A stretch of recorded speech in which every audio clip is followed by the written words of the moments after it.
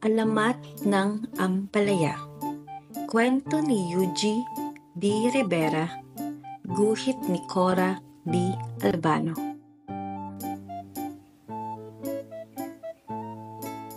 Noong araw, sa bayan ng Sariwa, naninirahan ang lahat ng uri ng gulay. Dito, makikitang naghahabulan sina labanos at mustasa.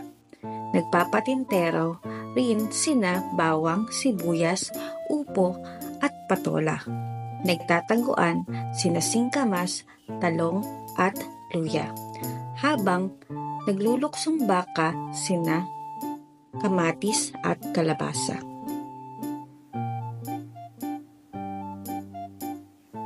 Isang araw, umusbong ang isang kakaibang gulay. Siya'y si Ampalaya. Maputlang maputla ang kulay ng balat niya. At sa kahit anong lasay, salat siyang talaga. Dahil dito, unti-unting pumulupot ang mabalahibong inggit sa katawan ni Ampalaya. Naging bugnutin siya at mainitin ang ulo.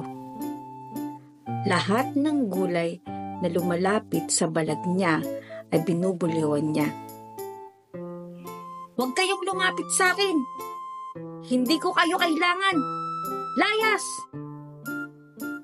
Dahil dito, nilayuan tuloy siya ng lahat ng gulay sa bayan ng Sariwa. Isang maalinsangang gabi, isang maitim na balak ang namumulaklak sa utak ni Ampalaya. "Kailangan magkaroon din ako ng lasa, kulay at ganda tulad ng ibang mga gulay," bulong ni Ampalaya sa sarili. Habang nananaginip ang mga gulay, isinagawa ni Ampalaya ang kanyang balak. Dahan-dahan, gumapang siya papalapit sa mga balag ng mga walang kamalay-malay na biktima. Sinunggaban niya ang tamis ni kalabasa.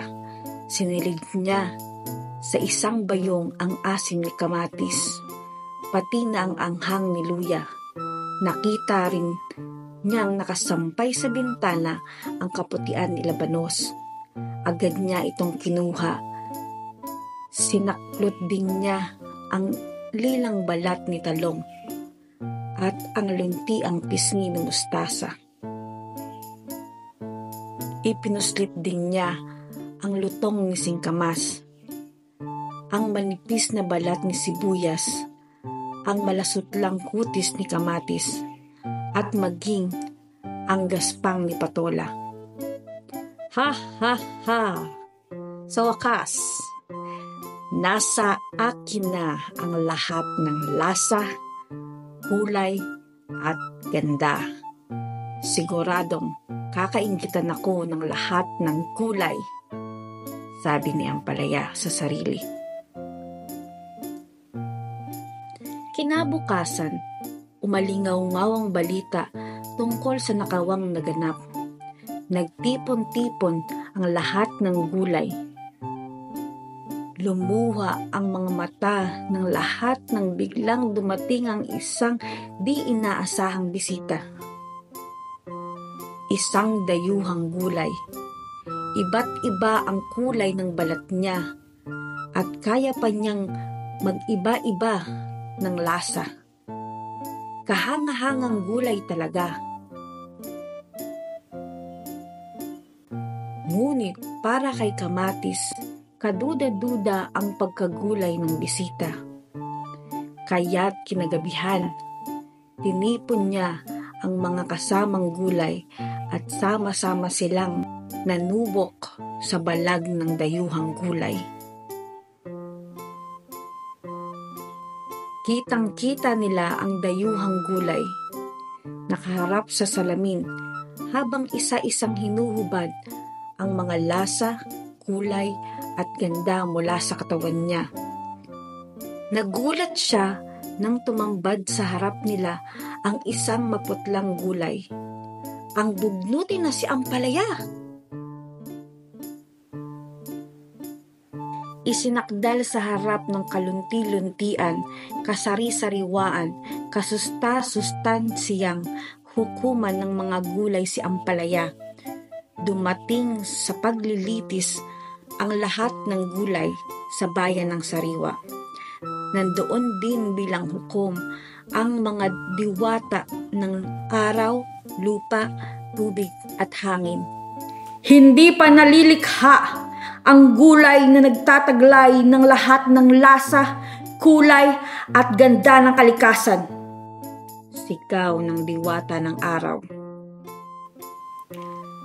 Ikaw ay napatunayang nagkasala laban sa batas ng mga gulay at sa batas ng kalikasan. Bulong ng diwata ng lupa. Ampalaya, ikaw ay parurusahan.